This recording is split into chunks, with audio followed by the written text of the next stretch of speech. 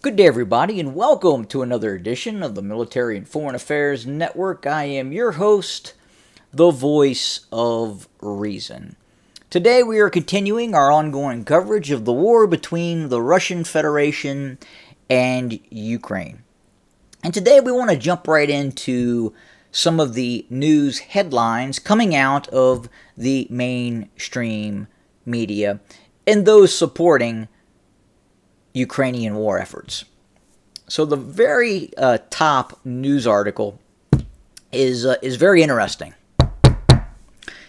EU Ursula von der Leyen vows to hold Putin and henchmen responsible as center opens to probe alleged Russian crimes against Ukraine.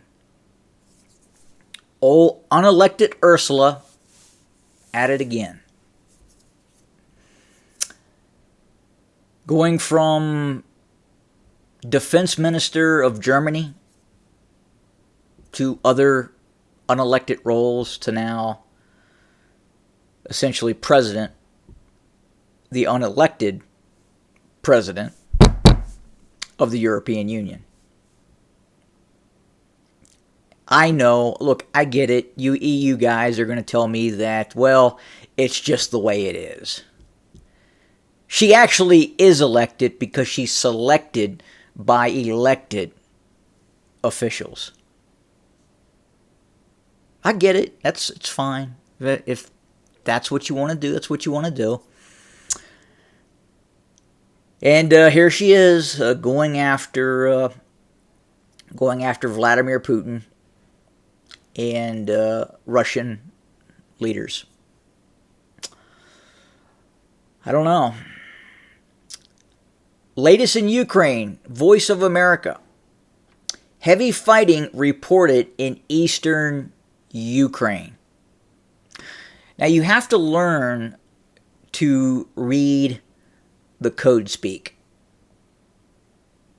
What is the code speak? Well, if you see a article such as this that says heavy fighting reported in eastern Ukraine.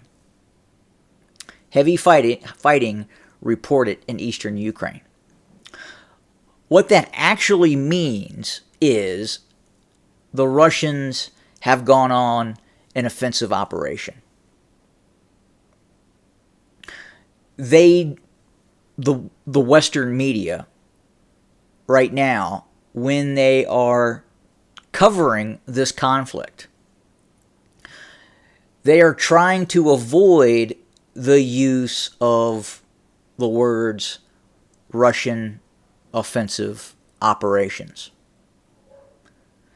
So what you end up seeing is words like this.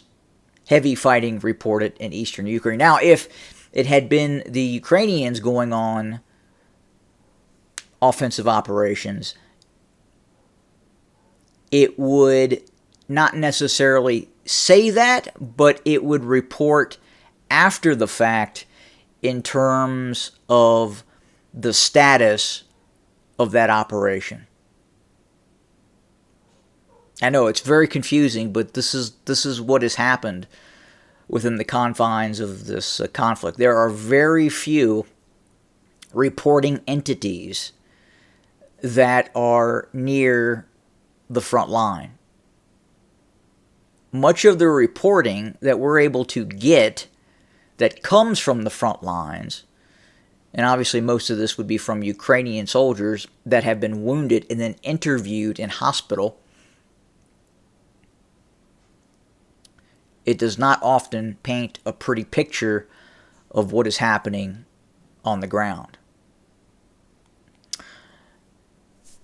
We also have in Poland a Leopard 2 repair facility that is in the process of being built. So as these Leopard 2 main battle tanks are damaged or destroyed, then they are shipped back behind the lines, crossing the border away from Russian cruise missile strikes for now. And then they're able to be repaired inside the safety of Poland. And then they are transported back to Ukraine to then go through the whole process again. There's been another series of Russian drone strikes throughout Ukraine, including Kiev. The Ukrainians continue to report that they essentially shoot everything down that enters Ukrainian airspace. Problem is we're getting conflicting information. Because then we hear about actual impact sites of Russian weapons hitting sites in Ukraine. Ukraine to receive dozens of Leopard 1 A5 tanks in the next few weeks. German defense minister. So we're going to have Leopard 2s, we're going to have Leopard 1s, we're going to have Challenger 2s, we're going to have M1, A1 Abrams. Can anyone say proxy Third World War? World War by proxy? Maybe. Are we there yet in terms of Western troops operating not covertly but overtly in Ukraine? I think we're getting there. We're heading in that direction. I mean, obviously, it's not going the other way. Just again, over the last 24 hours, Medved on the Russian side is articulating that this conflict could go on in perpetuity. Essentially, there is no end date. And neither side is talking. Neither side is discussing anything. And the war continues. World grain traders stopped the export of Russian grain. Shell, the Shell company, continues to benefit from Russian gas. Popular Ukrainian writer dies from injuries following Kramatorsk restaurant attack. Now, we have seen video. There's Kramatorsk. We have seen video in which you can hear what appears to be a British national on camera at the scene of this quote-unquote restaurant attack, saying there are Ukrainian servicemen buried under the rubble. You can find it. It's out there. But that's never shown. AMX-10 RC is not for offensive. Why is that so? And what it really has to do in Ukraine's army. Well, look, the AMX-10 RC was designed to engage African insurgents in West Africa. It is a system designed to be air mobile. You can toss it in a C-130, transport it to West Africa, and then conduct operations, or wherever the French have interests. It can also be used as a system to scout enemy positions and engage field fortifications, troops in the open, and lighter infantry fighting vehicles. Look, it was not designed to essentially fight a Third World War conventional type war. It can be used in conjunction with other forces, the AMX-10 RC. But again, it's not designed to go up against main battle tanks. It is not designed to operate in a high-intensity conflict with lots of artillery, that are certainly able to disable, and in some cases now actually penetrate the side aspect of the vehicle and thus killing the crew. Now, obviously, it's better than nothing. It's what the French had available to hand over to the Ukrainians at the time, and the French handed that system over. They've upgraded it. It has thermal imaging optics, which is good. But again, the armor is just not that great. Now, is it better than a BMP-1? Is it better than a BMP-2? Maybe. On par, obviously better in terms of optronics and the ability to scout out the battlefield. And it has that larger gun on it too, which makes it look like a tank because it has a turret and a 100mm gun. That does not make it a tank. It makes it a look-alike or a tank-like vehicle, but again, about 1/3 the size of a main battle tank with a lot less armor. So no, you can't expect it to be overly successful in this type of environment. You just can't. Ukraine poised for closer NATO relationship. What's going to happen July 11th? Post July 11th. Are we going to see a significant push by elements in NATO, by Ukraine, to actually join the North Atlantic Treaty Organization? I mean, it's really nonsensical. By treaty law, by the organization's own laws and policies, Ukraine cannot join the North Atlantic Treaty Organization. It cannot. It could not join the North Atlantic Treaty Organization if it was in an internal conflict, which it was. So I think therein lies the issue the Russians have with the North Atlantic Treaty Organization. Look, if it was clear-cut, if it was these are the policies, these are the laws, these are the agreed-upon treaties within the NATO organization, and those treaties, policies would be followed, probably not a problem. But therein lies the problem within NATO. Those policies, those laws, those agreements, whatever you want to call them, are not followed in NATO. They're just something that is able to be worked around. It's a workaround.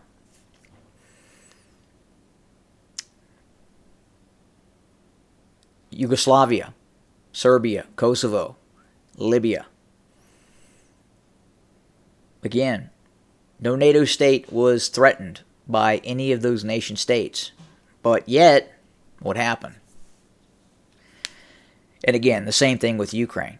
Because of what was happening in eastern Ukraine, NATO should have never have been a question for Ukraine.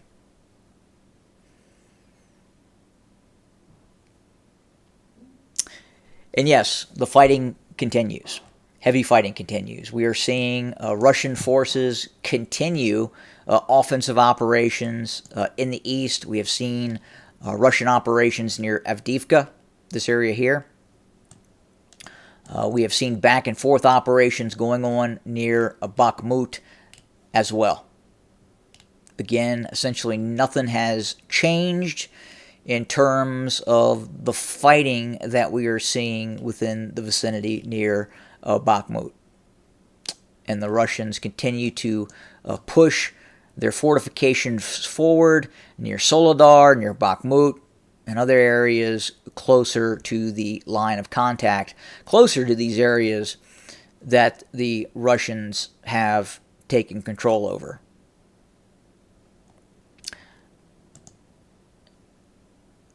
As reported on this site, elements of the 106th Guards Airborne Division and the 98th Guards Airborne Division are operating in Bakhmut. So these are very good Russian units that have been brought in to hold Bakhmut. And then to the south, you have other units. As you can see here, 4th Separate Motorized Rifle Brigade, 18th Motorized Rifle Division.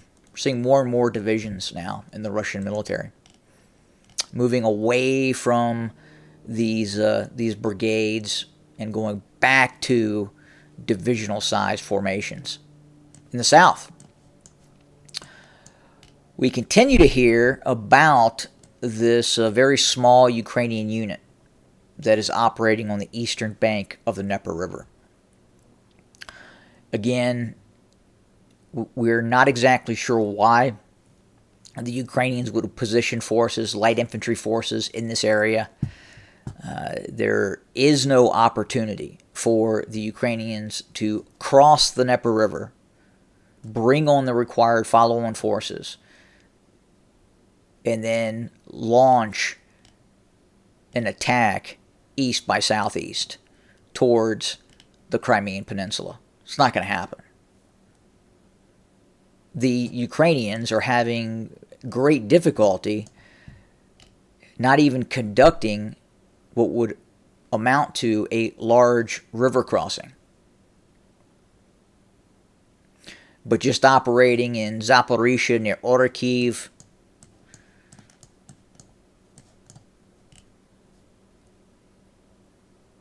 Makarivka. It's a tough slog for the Ukrainians right now. Now there's renewed talk about the possibility of another Ukrainian offensive. Maybe the last one wasn't big enough.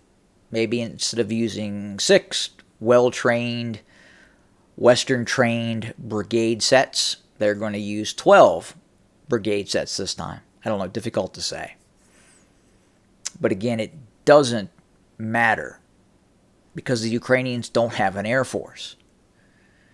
As these units come south, and if they use more forces,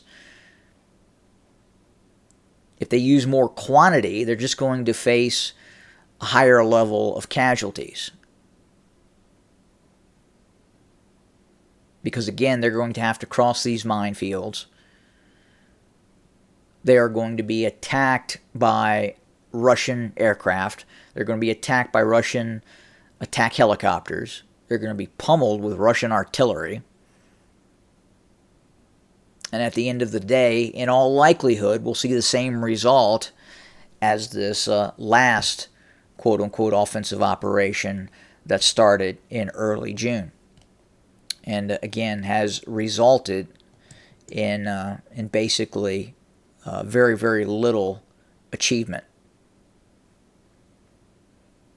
I mean, think about this. Let's put the shoe on the other foot. Let's reverse this. And let's hypothetically say this was a Russian offensive operation.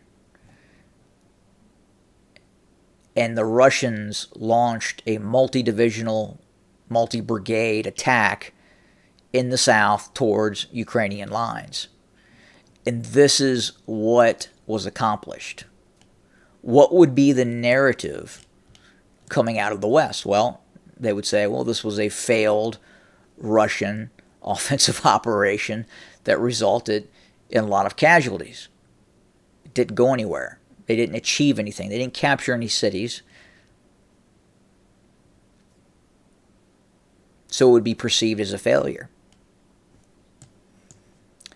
But that's not what is being messaged in that failure on the Ukrainian side or even on the Western side. They can't come out and say that this was a failure.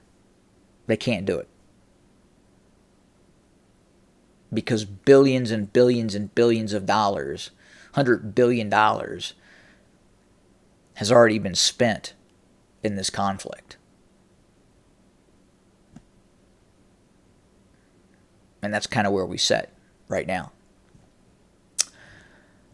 So we are going to continue to report. We will continue to watch things very, very closely. As always, thank you for joining us. More to come very, very soon. And as always, have a good day.